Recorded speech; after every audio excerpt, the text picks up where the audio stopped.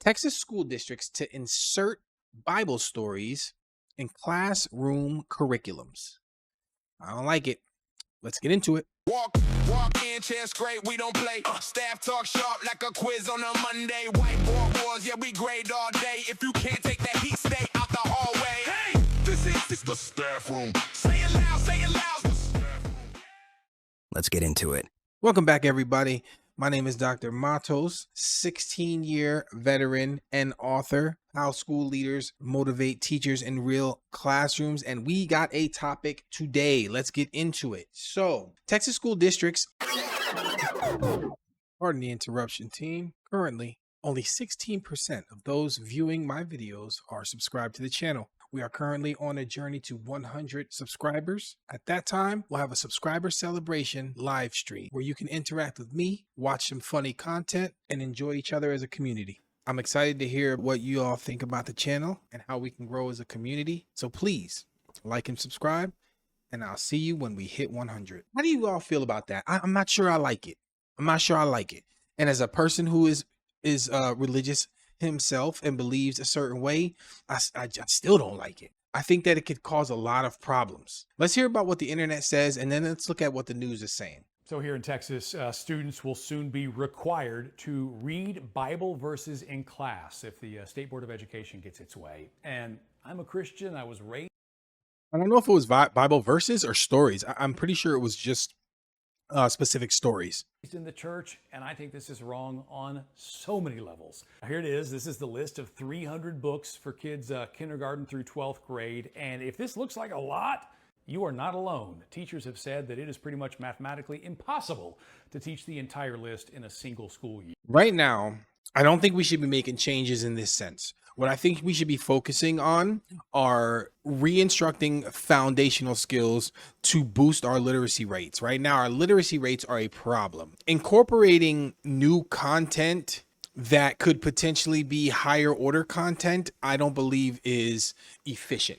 I believe if we're starting from lower grade levels, we should be pushing spelling, vocabulary, and phonetics, decoding, those types of things. Also, I think what we really need to push is stamina. We're not strong anymore due to the brain rot that is social media. So just pushing in new content that has the potential to be higher order, it doesn't make sense when we have a literacy rate that's below what it needs to be. What do you think? It's worth noting that the board cut many of the teachers' book recommendations, but they did include Bible stories like Job, the story of Job, David and Goliath, the story of Saul converting to Christianity on the road to Damascus. And the board is arguing that these Bible texts are necessary for students to understand the role of Christianity in America's founding, which I want to know what the role is that they want people to understand, that they think that is so important.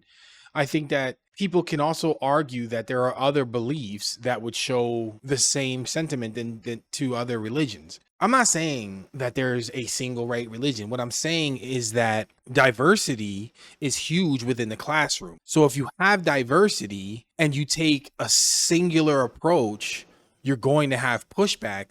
And when it comes to kids, that pushback can get fiery. You have to predict that when you make these changes. But that doesn't happen when you have state-run schools that make disconnected decisions, which we're going to talk about a little bit. is amazing that we somehow made it almost 250 years without these Bible verses being required. I don't know how you make that argument that the kids need to read about Jonah and the whale, but not Enlightenment writers who actually influenced the founders, guys like John Locke or Cicero. So you cut them, but somehow the prodigal son stays? I think we... Right. So I think that history is huge. I have friends that are really big into history and have a lot of education that dives deeply into history. And the one thing that I will always say is that if you don't understand where you came from, you will never understand where you're going. And I think that's more apparent now than ever. We're trying to forget things that happen, and in turn, we're going to end up reliving a lot of those things. That's bound to happen. We all know that as human beings, we have to relive things every now and then to remember that they were real. We're very simple in that sense. Even kids, they're very concrete. They have to see it to believe it, right? which is why I think AI is such a problem, because whatever we see, we believe. And now people can't distinguish between the two, but I digress. I think this is not a very smart move, but then again, is it? Because it could come from a political push, which would make it a smart move for whatever party that was involved in that push. Moving on, I want to look at what the news is reporting and how it compares to what the people are saying, because it's important to try to get as much factual information as possible before we pass a judgment on this case. But I kind of think that we're already there. Okay.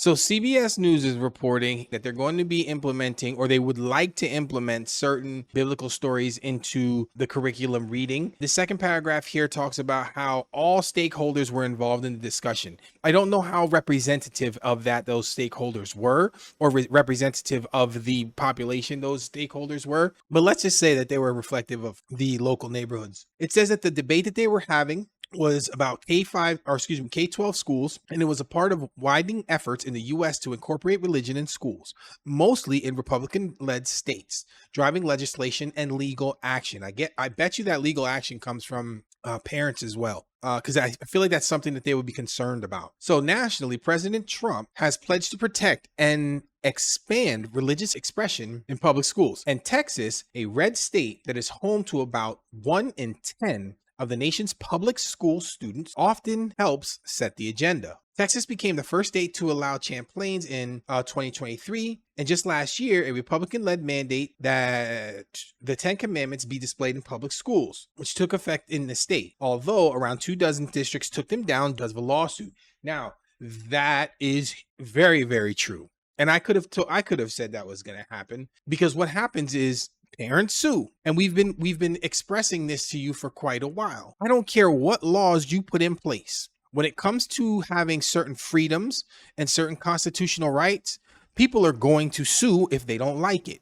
We've expressed this to you as teachers, because as we're holding kids accountable for behavior, as we're holding kids accountable for grades, parents sued. And once parents sued, it weakened the fabric of school districts. Now you have rising behavior, you have dropping academic rates, and it's because we've allowed a certain belief about what it means to ethically approach education. How much can you hold certain people accountable? How much of that affects the feelings of others? Do we enable behaviors too much? I mean, the whole thing is very confusing with me. Let's talk about Texas ISD. So Texas, they have a bunch of state-led school districts, okay? Some of those districts include Houston Independent School District, San Antonio, Fort Worth Independent School District, Harlandale, Austin Independent School District.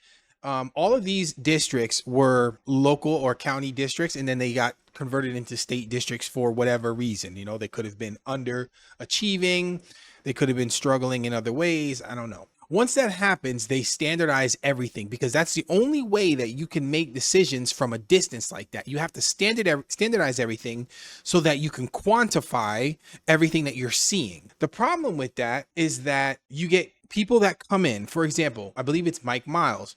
He is a superintendent of one of the school districts, but he comes in and he says, hey, I'm going to give you the good, but then I'm going to massage in the bad. So what does he say? Oh, I'm going to get rid of a bunch of teachers and pay specific teachers $100,000 a year, because if I do that, we're going to get better quality education. We're going to get better results. For anybody with an education, what happens when you take that money? You take that money with some underlying stipulations. So what are those stipulations? Simple. Stronger accountability on principles. My problem is we already seen that didn't work, because districts put that into play, states put that into play already when they had accountability pay for performance scale. Didn't work. You have a further standardized curriculum. We seen that didn't work. Standardized curriculums do not promote diversity in terms of student need. They promote a standardized curriculum which is only geared towards passing a test and not geared towards closing instructional gaps. That doesn't work. We get frequent classroom observations. That was another thing he talked about. What makes you think you sitting over top of me is going to change the policies and the process that you put in place? It doesn't work. Teachers get uncomfortable. They're not going to want to work for you. I don't care how much you pay them. I know that's what we've come to believe in this weird world that we live in, but not everybody can be bought out. I'd leave $100,000 job because people are getting on my nerves in an instant. Just the way it works. It's human nature. Those are just kind of some of the things that happen. I don't see how taking control over a school district, further standardizing it just because you can't quantitatively measure progress yourself, or you have not prepared those that run the districts to be able to qualitatively measure progress. You need to quantify everything because numbers make it easy to see that there's a problem, but it doesn't tell you what the problem is. In this case, I'm not a big fan of having Bible stories in schools because I don't believe that it really has any relevance to closing our instructional gaps. It doesn't. What I do know is that in the past, we've seen an amount of religious leaders and mega church leaders that have inserted themselves into political campaigns. I just speculate that this could have something to do with deals that were made prior to elections, and this is just a follow through. I mean, because it doesn't really serve and it doesn't really make any sense in terms of the approach and our goals. But I'm curious to hear about what you think. What do you guys think about having Bible stories in our school curriculums? I don't know. I'm not really for it. I'll see you in the comments. Staff room. Walk in, chance great, we don't play. Staff